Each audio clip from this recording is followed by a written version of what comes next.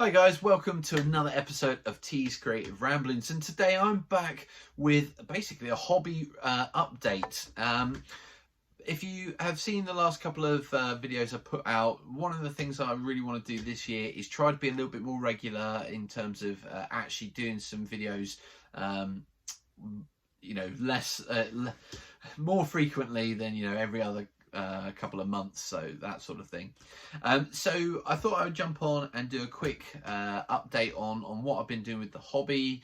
I haven't had a huge amount of time just because of all the other things I do. But I just thought we'd go through a few bits and pieces that I've been working on and things that I'm sort of starting to think about for future videos and projects, that sort of thing. So first of all, I want to give you a quick update on the airfield terrain. I obviously put the video out about a week or two ago, I think probably 2 weeks from the date, from the time this video goes out. I got most of the basic construction done. I have subsequently received the missing pieces that I didn't get the first time around from the seller, and I've finished building those.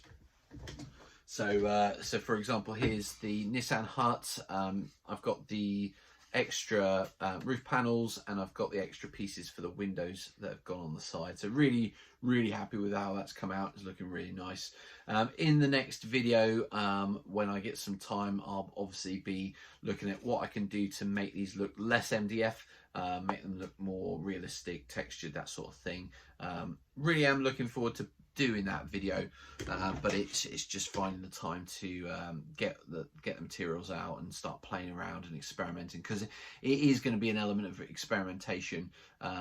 So I want to try to not make a video where I'm just making mistakes. I kind of want to get it right first time for you guys. So I'll experiment, I'll see what works, and then I'll do the video showing you what I've done.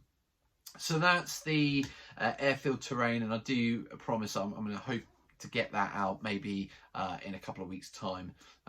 So I'm getting one out maybe once a fortnight. I think that would probably be realistic for now. So that's that video. Thinking forward, I've also I'm going to do a video on the objectives that I'm going to create for the scenarios, which I hope to do some videos of some games based around the airfield terrain. So I've got the airfield terrain, then I'm going to look at the objectives, and basically for that I've taken some pictures off Google of World War II planes from like a bird's eye view, and most of them seem to be sort of artistic drawings, but they're obviously to scale. So what I've done is thrown that into a program on the computer, and I'm working at cutting them out and then measuring the drawing and making sure it's the correct size for the scale that I want to play in. So I've been able to resize it so it's about a 1:56, sort of 28 mil scale, and then I'm planning to sort of cut that out, stick it on some cardboard, and then I'm going to have, and those will be my objective markers. But as I say, I am going to do a video on that, so watch this space. That will be coming out on the channel in due course. And as I said, then I will use all of the bits that I've got to do some games. I'm going to record those games for you, so you'll be able to watch them and see how they're going. I will be using contact front set of rules for those scenarios, although I'm sure you could play those. You could play the scenarios with bolt action, maybe chain of command. But the idea is that the scenarios are fairly generic. Obviously, I'm going to be using my own rules for those. And that brings me nicely onto Contact Front. Just a quick update. I know we've had quite a lot of people purchasing the rules, and I'd like to thank everybody who has supported the rules and the rule set so far. We're getting some really nice numbers coming through now. I'm not going to be retiring anytime soon, that's for sure, but it is nice to see them, the numbers ticking over fairly regularly. We are currently working on the print on demand file, so it's going to be slightly different to the PDF file, just because PDF's a one page, so you can just print it off as you like, but the print on demand will have it set up for the left right pages, so that as you print it as a book, it'll it'll format properly.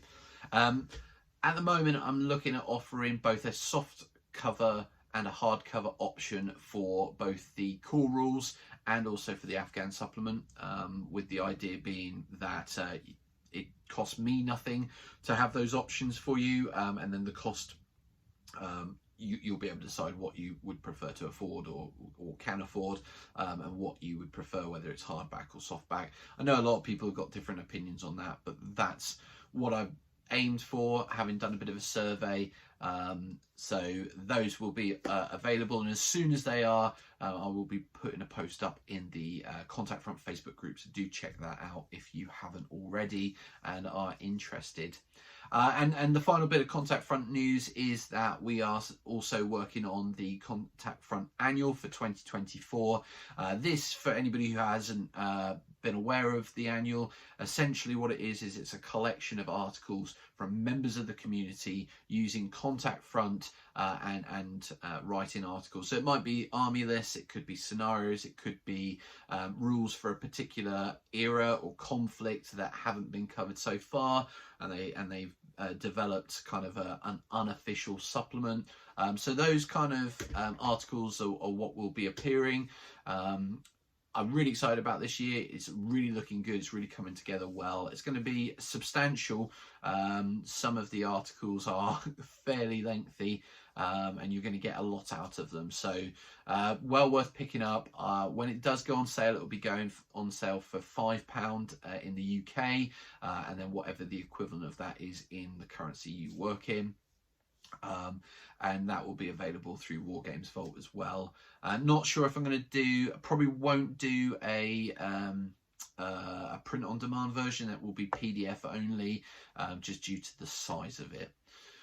So that's Contact Front. The only other news I've really got is I'm already starting to think ahead as to more videos and what has been quite popular on the channel. So the 2mm Lord of the Rings project that I've been working on, or was working on sort of last year and 2022, using the rules Strength and Honour by my friend Mark Backhouse.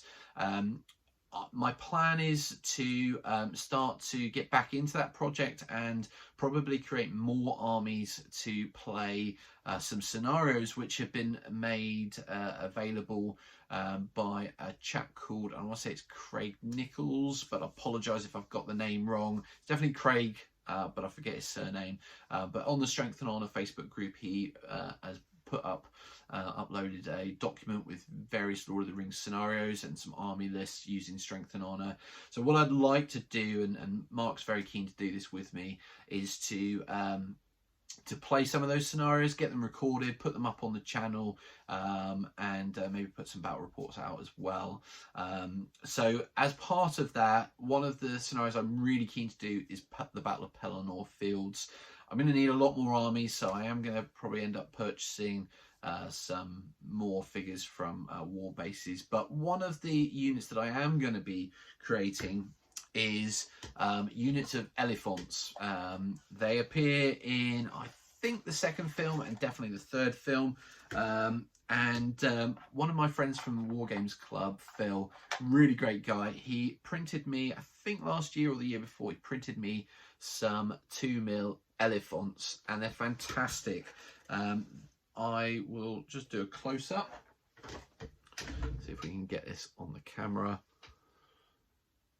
I don't know if it's going to focus, but anyway, they are really, really cool, and I think I've got a really good number. I think I could probably put 2 or 3 on a base. Let me see, I've got 4, 5, 6, 7, 8, 9, 10, 11. So I've got 11, and then I've got, he's also done me 3 sort of dead ones, which are lying on the ground, and I think they'll make cool little casualty bases. So my plan is to probably do maybe somewhere in the region of 3, maybe 4 bases, and then maybe a couple of casualty bases as well, and I think they'll look really good. So I will be doing a video on making those units, and then subsequently, once I've got enough forces together really to play some of those scenarios, I'll do some games with Mark and do them as battle reports. So that's really it for the hobby.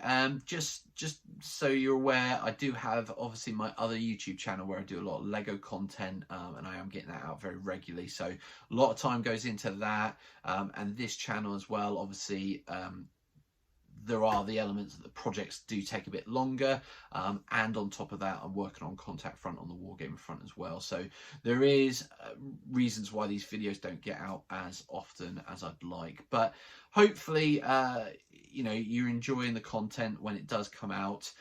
If you haven't subscribed yet, I really would appreciate anybody who loves the content to subscribe to the channel.